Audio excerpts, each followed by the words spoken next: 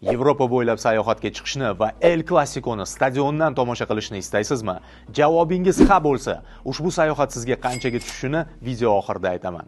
2 kecha Fransiyada Eyfel minorasi, Luvr muzeyi hamda Versal saroyiga ekskursiya, Parij ko'chalari bo'ylab sayr va shinam mehmonxonada dam olasiz. Keyingi manzil Ispaniya, Barselona plyajlari, Sagrada Familia, Park Güell hamda La Rambla ko'chalari bo'ylab sayr. 11-maydagi Barselona va Real Madrid o'yinini stadiondan jonli tomosha qilish imkoniyati. Undan keyin Kataloniyada Madridga yo'l olib, Santiago Bernabeu stadioniga tashrif buyurasiz. Qirollik klubining uyida mehmon bo'lganingizdan keyin Ispaniya safari yakuniga yetadi, lekin sayohat davom etadi. Keyingi lokatsiya Shveysariya. Hamrohingiz Xayrulla Hamidov bo'ladi.